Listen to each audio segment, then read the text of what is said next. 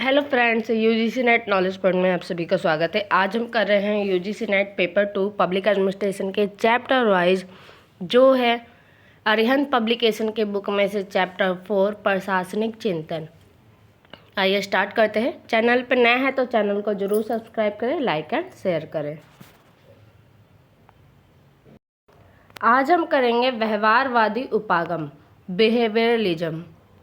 क्या है? व्यवहारवादी उपागम संगठन के मानव संबंध सिद्धांत का परिष्कृत, व्यवस्थित और सूक्ष्मतर संस्करण है। दरअसल प्रशासनिक व्यवहार को 1930 के दशक में मानव संबंध आंदोलन के साथ शुरू माना जाता है। व्यवहारवादी उपागम के लोकप्रिय होने से पहले ही D.S. पुग अल्टन मेयो को व्यवहारवादी वैज्ञानिक कहते हैं। बाद में ये Chester Barnard, Herbert Simon, Abraham Maslow, Douglas McGregor, Chris Argyris, E.W. Bakke, Herzberg, Rensis Likert, Warren Bennis, George Homans, Kurt Lewin, Carl Rogers, J.L. Moreno व अन्य द्वारा विकसित किया गया। मैस्लो ने मानवीय आवश्यकताओं का सोपान विकसित किया। संगठन के कार्य के लिए अभिप्रेरणा को समझाने का आधार बना। इसके अनुसार लोगों की प्राय 5 मूल आवश्यकताएं होती हैं। कौन कौन सी? लोग इन आवश्यकताओं की पूर्ति इनके महत्व के क्रम से करते हैं। अधिकतर लोग की निम्न स्तर की आवश्यकताएं यानी शारीरिक सुरक्षा तथा सामाजिक प्राय अच्छी तरह संतुष्ट हो जाती है, अतः वे अपनी समाजीकरण की आवश्यकताएं अपने मित्रों के साथ मेल मिलाप करके संतुष्ट करते हैं। एक बार जब यह आवश्यकताएं अच्छी तरह संतुष्ट हो जाती है तो वे उच्च स्तर की आवश्यकताओं को पूरा करने का प्रयास करते हैं, जैसे आत्मसम्मान तथा स्वयं सिद्धता। इसके लिए वे अपने साधनों, कार्यशक्ति और प्रतिभाओं का लाभकारी प्रयोग करते हैं। चेस्टर आई बर्नार्ड, आई का मतलब क्या है? इरविन चेस्टर आई बर्नार्ड, इनके बारे में पढ़ेंगे आज। चेस्टर बर्नार्ड को सामाजिक व्यवस्था स्कूल का आध्यात्मिक पिता कहा जाता है, क्योंकि वह संगठन को एक सामाजिक व्यवस्था के रूप में देखते हैं। कौन? Chester Barnard. Bertram M. Gross ने बर्नार्ड को मूल्यांकन करते हुए कहा कि बर्नार्ड उन चुनिंदा आधुनिक चिंतकों में से है जो न केवल मानवीय मुद्दों के अच्छे जानकार एवं सफल प्रबंधक थे, बल्कि एक सिद्धांतकार के रूप में उनकी पकड़ उतनी ही मजबूत थी। चेस्टर इरविन बर्नार्ड का जन्म 7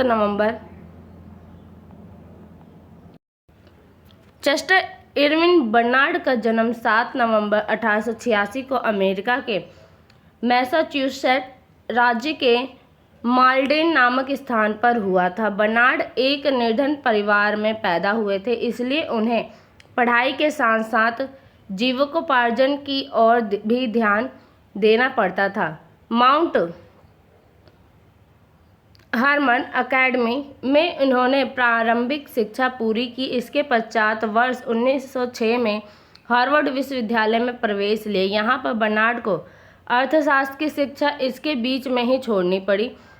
बीच में छोड़नी पड़ी कि वे सभी विषयों एवं पाठ्यक्रम में विशेष योग्यता प्राप्त कर चुके थे, अतः प्रायोगिक कार्य को उचित नहीं समझते थे, जबकि हार्वर्ड विश्वविद्यालय अपने नियमों पर अडिग था। बर्नार्ड ने वर्ष 1937 में प्रबंध पर अपने अनुभव को प्रस्तुत किया। यही अनुभव 1938 में उनकी विश्व प्रसिद्ध कृति the functions of the executive के रूप में प्रकाशित हुई। बर्नार्ड का प्रसिद्धि को आप इसी से समझ सकते हैं कि उनके पास स्नातक की डिग्री भी नहीं थी, फिर भी उन्हें 7 विश्वविद्यालयों द्वारा डॉक्टरेट की मानद उपाधि से सम्मानित किया गया था। बर्नार्ड का योगदान। बर्नार्ड को प्रथम व्यवस्थित व्यवहारवादी माना जाता है, क्योंकि उन्होंने संगठन में मानवीय व्यवहार को वैज्ञानिक रूप में अध्ययन किया। उन्होंने संगठन को एक व्यवस्था के रूप में देखा, इसीलिए उन्हें व्यवस्थावादी विचारक भी कहते हैं। बर्नार्ड के अनुसार संगठन एक सामाजिक व्यवस्था है और प्रशासन एक सामाजिक सहकारी कार्य है।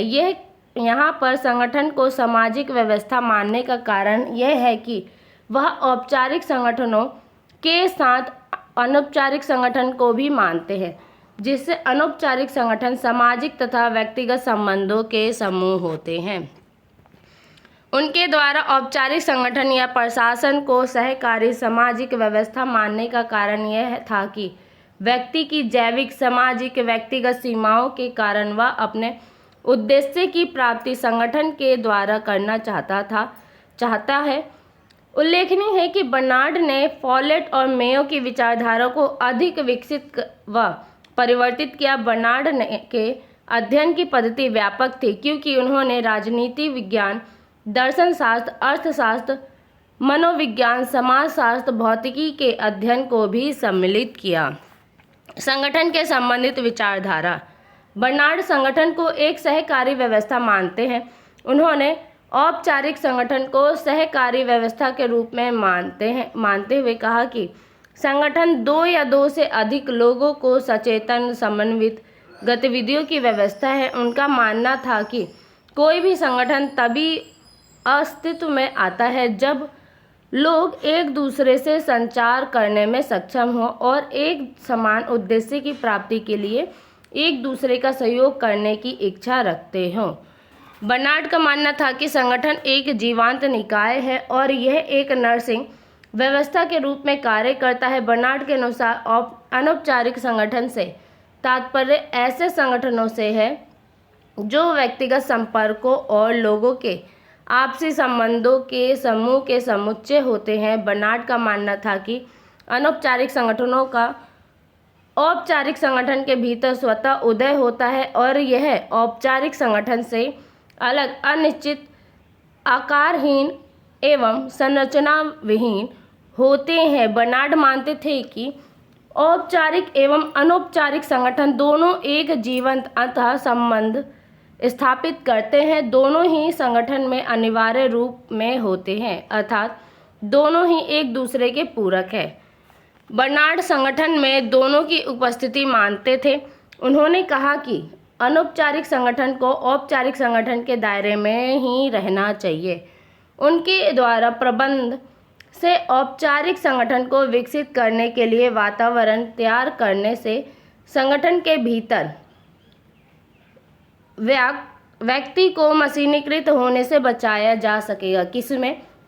जो अनौपचारिक संगठन है उसको विकसित करने के लिए जो भी अनुकूल वातावरण है उसमें संगठन के भीतर जो व्यक्ति हैं उनको क्या करना है? मशीनीकृत होने से बचाया जा सकता है।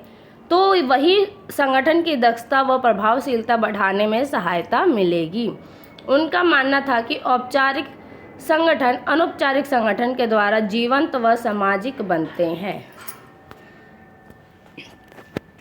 संगठन के तत्व। बर्नार्ड के अनुसार संगठन के 3 तत्व होते हैं। फर्स्ट है संचार, अर्थात एक दूसरे से विचार विमर्श करने की योग्यता। सेकंड है सहयोग, यानी कि एक दूसरे से सहयोग की इच्छा। और थर्ड है उद्देश्य, साझा उद्देश्य।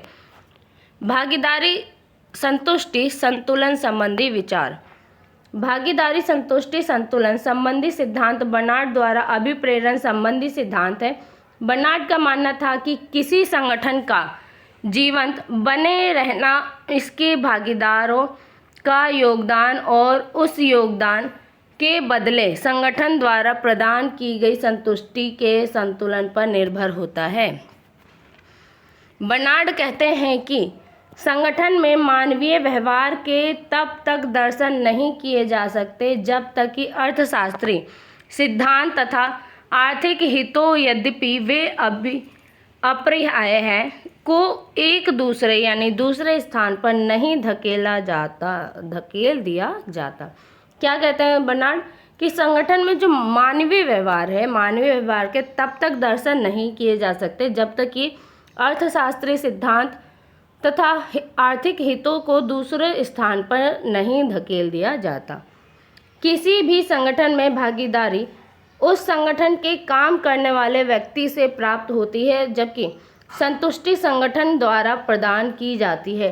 उनका मानना था कि व्यक्ति संगठन में तभी तक बना रहेगा जब तक उसको दिए जा रहे प्रोत्साहन उसके योगदान पर भारी नहीं पड़ते। उल्लेखनीय है कि बर्नार्ड ने भागीदारी संतुष्टि संतुलन संबंधी विचार देकर शास्त्रीय विचारधारा को आर्थिक मनुष्य संबंधी अवधारणा को खारिज कर दिया और मनुष्य को सामाजिक मनोवैज्ञानिक प्राणी माना। बर्नार्ड का मानना था कि संगठन में व्यक्ति द्वारा दी गई सेवाओं के बदले उसकी संतुष्टि को सामान्य अभिप्रेरक तत्व एवं विशिष्ट अभिप्रेरक तत्व से बढ़ाया जा सकता है। फर्स्ट है पैसा या भौतिक वस्तु, सेकंड है विशिष्ट प्रतिष्ठा तथा अन्य अभौतिक अवसर, थर्ड है काम की वांछनीय भौतिक परिस्थिति एवं फोर्थ है आदर्श लाभ जैसे कारीगरी का गर्व आदि। बर्नार्ड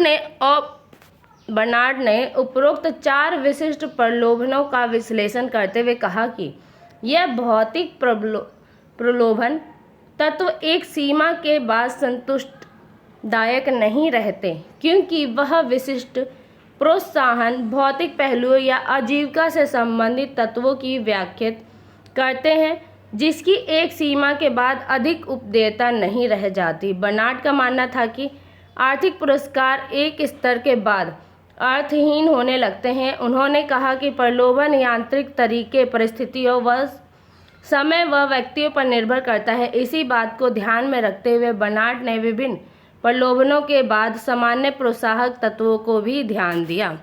इसके पॉइंट है सहयोगी। फर्स्ट पॉइंट है सहयोगियों के साथ संगति के आधार पर संयुक्त आकर्षण।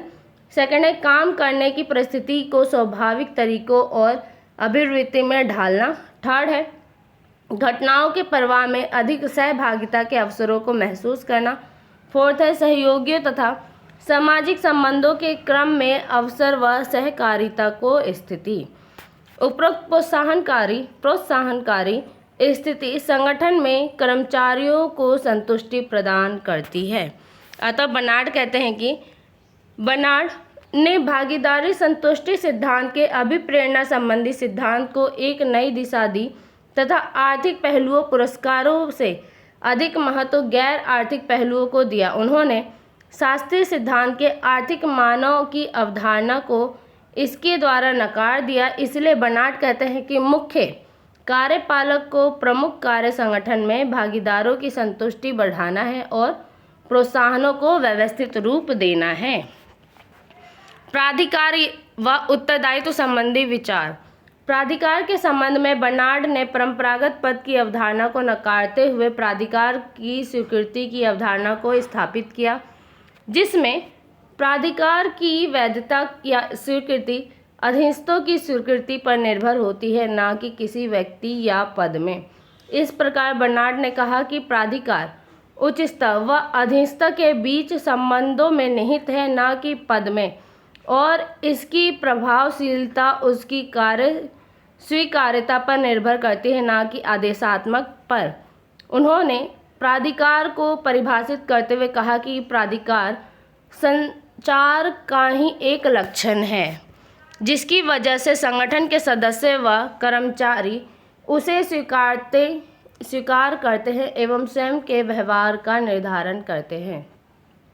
बर्नार्ड प्राधिकार को किसी औपचारिक संगठन में संचार यानी कि आदेश के रूप में परिभाषित करते हैं। उनके अनुसार प्राधिकार की वैधता का निर्धारण अधीनस्थों द्वारा इसकी स्वीकार्यता पर निर्धारित होता है। बर्नार्ड के अनुसार संगठन में प्राधिकार वह संचार है जिसे सदस्य स्वीकार करते हैं।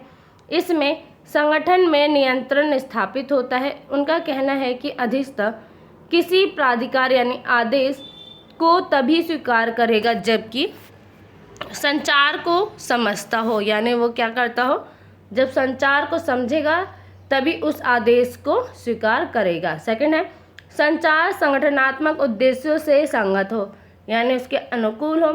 थर्ड है संचार सदस्य के निजी हितों में के अनुकूल हो। और फोर्थ है अधीनस्थों में संचार के अनुरूप व्यवहार करने की शारीरिक व मानसिक क्षमता हो। बर्नार्ड के अनुसार सत्ता उच्च अधिकारियों में समाहित नहीं है और न ही ऊपर नीचे यह प्रवाहित होती है, जब बल्कि यह तो अधीनस्थों द्वारा स्वीकार करने की स्थिति है। यदि अधीनस्थों ने कोई आदेश अथवा संचार न स्वीकारा तो यह प्राधिकार नहीं है। बर्नार्ड ने आदेश मानने या न मानने के आधार पर संगठन में कार्मिकों को 3 श्रेणियों में रखा है। कौन कौन सी श्रेणी? फर्स्ट है वे जो आदेश को पूरी तरह अस्वीकारते हैं। सेकंड है वे जो आदेश को ना तो मानते हैं और ना ही अस्वीकारते हैं। थर्ड है तीसरी श्रेणी में वे आते हैं जो पूरी तरह से स्वीकार कर लेते हैं। यह उदासीनता का क्षेत्र है जिसमें आदेश बिना विरोध के स्वीकार किए जाते हैं अथवा जो उच्च अधिकारियों द्वारा दिए गए आदेश को बिना विचार विमर्श किए स्वीकारते हैं। बर्नार्ड मानते हैं कि जब तक आदेश इस क्षेत्र में पड़ेंगे वे माने जाएंगे, अतः कार्यपालक को इस क्षेत्र में पड़ने वाले आदेश ही देने चाहिए।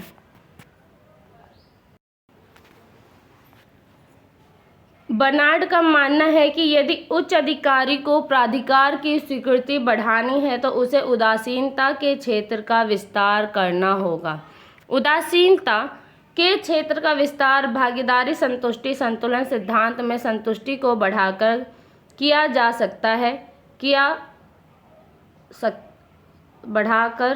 सकता है जो विभिन्न सामान्य प्रोत्साहक और विशिष्ट प्रलोभनों को बढ़ाकर किया जा सकता है। वस्तुतः बर्नार्ड ने प्राधिकार और आदेश को एक दूसरे से समृद्ध अवधारणा बताया है। वे आदेश को परिभाषित करते हुए कहते हैं कि आदेश वह साधन है जिसके द्वारा किसी संगठन में व्यक्तियों को एक समान उद्देश्य की प्राप्ति के लिए परस्पर संयोजित किया जाता है। आदेश को संगठन का प्राथमिक सिद्धांत मानने वाले बर्नार्ड प्रशासन को अधिकांश गतिविधियां इसी में शामिल करते हैं। संचार के सिद्धांत। बर्नार्ड के संचार के 7 सिद्धांत हैं। कितने हैं? 7 हैं, 7 हैं, जो किसी भी संगठन में प्राधिकार को स्थापित बनाए रखने के लिए महत्वपूर्ण होते हैं एवं बर्नार्ड ने संचार को संगठन को प्रथम सिद्धांत माना है। इसका फर्स्ट पॉइंट है संचार के अंतर्गत प्रत्येक आदेश स्वीकृत होने चाहिए। सेकंड है संगठन के प्रत्येक कार्मिक के पास संचार का एक निर्धारित मार्ग हो। थर्ड है संचार का तरीका सीधा एवं सरल होना चाहिए। फोर्थ है संचार से जुड़े लोग पर्याप्त रूप से सक्षम होने चाहिए। फिफ्थ है संचार के तरीके का लगातार उपयोग किया जाना चाहिए। सेवन्थ है संचार के कार्य करने के दौरान कोई बाधा नहीं आनी चाहिए। निर्णय संबंधी विचारधारा। बर्नार्ड ने व्यक्तिगत निर्णय की जगह संगठन में सामूहिक निर्णय पर जोर दिया, क्योंकि संगठन में लिए गए सामूहिक निर्णय पर तथ्यों को ध्यान में रखकर हमेशा सोच विचार के लिए जाते हैं, जबकि व्यक्तिगत निर्णय प्रक्रियाशील कारकों का नतीजा है। अतः संगठन द्वारा लिए गए निर्णय ज़्यादा तार्किक व तर्कसंगत होते हैं बजाय व्यक्तिगत निर्णय के। तथा बर्नार्ड ने निर्णयों के संदर्भ में अवसरों के सिद्धांत को प्रतिपादित किया। निर्णय के अवसर निम्न 3 स्थिति में लिए जाते हैं। फर्स्ट है पर्यवेक्षकों से आदेश मिलने पर। सेकंड है अधीनस्थों द्वारा निर्णय लेने पर। थर्ड है संबंधित अधिकारी की स्वप्रेरणा से। बर्नार्ड के अनुसार नेतृत्व 3 बातों पर निर्भर करता है। कौन कौन सी? व्यक्ति, परिस्थिति, अनुयायी। बर्नार्ड ने नेतृत्व में निम्न गुण बताए हैं। फर्स्ट है जीवन शक्ति व सहनशीलता। सेकंड है निर्णय की क्षमता। थर्ड है विश्वास उत्पन्न करने की क्षमता। फोर्थ है उत्तरदायित्व एवं बौद्धिक विकास। ये क्या है? नेतृत्व के गुण हैं। कार्यपालक कार्य। बर्नार्ड कहते हैं कि कार्यपालक संगठन में अनेक महत्वपूर्ण कार्य करते हैं ताकि संगठन में सहयोगी व्यवस्था स्थापित की जा सके। कार्यपालक का कार्य किसी संगठन की जीवंतता एवं उसके उद्देश्य के लिए जरूरी कामों से जुड़ा होता है। उन्होंने कहा है कि कार्यपालक के काम ऐसे होते हैं जैसे शरीर में तंत्र का कार्य होता है। उन्होंने कार्यपालिका के कार्यों को निम्न भागों में विभक्त किया है। संगठन के संचार की स्थापना करना। बर्नार्ड ने संगठन में संचार बनाए रखने के लिए कार्यपालिका का मुख्य कर्तव्य माना है, क्योंकि वह संगठन के लिए एक केंद्र की तरह कार्य करता है। संचार संबंधी कार्यों को 3 भागों में बांटा जा सकता है। फर्स्ट है प्रशासनिक संरचना, कर्तव्य व उत्तरदायित्व का निर्धारण, समन्वय, पद, सोपान इत्यादि शामिल है। इसमें संगठन की योजनाओं का स्पष्ट निर्धारण रहता है। सेकंड है कर्मचारियों की व्यवस्था। थर्ड है अनौपचारिक संगठन की स्थापना, क्योंकि यह औपचारिक संगठन के सहयोगी के रूप में होता है। नेक्स्ट, संगठन के लक्ष्य एवं उद्देश्य को निर्धारित करना। इससे कर्मचारी संगठन के लक्ष्य व उद्देश्य को जान सकेंगे तथा इससे कार्य विभाजन, पद, सोपान व प्राधिकार की स्थिति का पता चलेगा। बर्नार्ड का मानना है कि संगठन में संचार की व्यवस्था करना काफ़ी आसान है। बर्नार्ड उन विचारकों में आगे हैं जो प्रबंधकों के लिए प्रशासनिक शिक्षा पर जोर देते हैं और यह भी कहते हैं कि प्रोत्साहन तथा प्रेरणाएं यह भी निर्धारित करते हैं कि उदासीनता का क्षेत्र कितना व्यापक होगा। इस प्रकार बर्नार्ड प्रशासनिक संगठनों को सरकारी व्यवस्था के रूप में देखते हुए उसमें कार्यरत व्यक्तियों के गुणों, आवश्यकता, संतुष्टि तथा औपचारिक प्राधिकार के नियम के बीच अंतर संबंधों को खोजते हैं और लक्ष्य को केंद्र बिंदु मानते हैं। इनके सिद्धांत एक तरफ तार्किक के सिद्धांत तो दूसरी तरफ औपचारिक तथा अनौपचारिक सिद्धांतों की मिलन बिंदु एवं चरम बिंदु दोनों होते हैं। उनके अनुसार संगठन को व्यवस्था के रूप में देखकर ही सभी संगठनात्मक समस्याएं हल की जा सकती है। बर्नार्ड के मत की आलोचना। बर्नार्ड के अनुसार प्राधिकार अधीनस्थों की स्वीकार्यता पर निर्भर करता है, अतः व्यक्तिगत प्राधिकार का कोई महत्व नहीं है।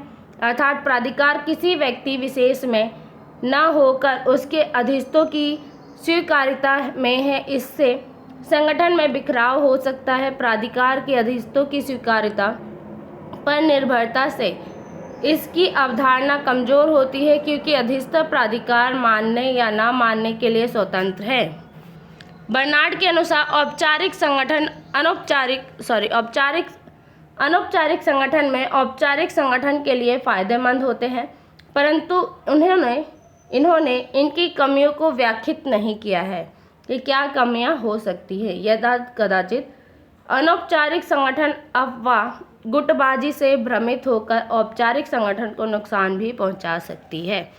इसी प्रकार बर्नार्ड द्वारा प्रतिपादित उदासीनता के क्षेत्र के क्रम में कहा जाता है कि इसका निर्धारण इतनी सरलता से नहीं हो सकता जितना कि बर्नार्ड समझते हैं। बर्नार्ड की आलोचना करने वाले में Kenneth Andrews, Emery F Trist, Cushing Niles, Peter Drucker व फुलमर इत्यादि विद्वानों ने अपने तर्क दिए हैं। बर्नार्ड के मत की प्रासंगिकता। बर्नार्ड ने लोक प्रशासन की व्यापक अध्ययन किया। वह अध्ययन में भौतिकी, मानव शास्त्र, अर्थशास्त्र, राजनीति शास्त्र, समाज शास्त्र जैसे विषयों का उपयोग कर लोक प्रशासन को अंतर विषय बनाया है। बर्नार्ड व्यवहारवाद के प्रथम विचारक माने जाते हैं, क्योंकि इन्होंने संगठन के सामाजिक मनोवैज्ञानिक पहलू पर जोर दिया एवं संगठन में व्यक्ति के व्यवहार का स्वतंत्र रूप से अध्ययन किया। बर्नार्ड की पुस्तकें: the function of the executive 1938 में वाक्यांश संग्रह में प्रकाशित किया गया था। सेकंड बुक है द नेचर ऑफ लीडरशिप जो 1940 में, और थर्ड है ऑर्गेनाइजेशन एंड मैनेजमेंट 1948 में। तो ये थी बर्नार्ड की 3 पुस्तकें। वीडियो अच्छी लगी तो लाइक कीजिए, शेयर कीजिए, सब्सक्राइब कीजिए। धन्यवाद।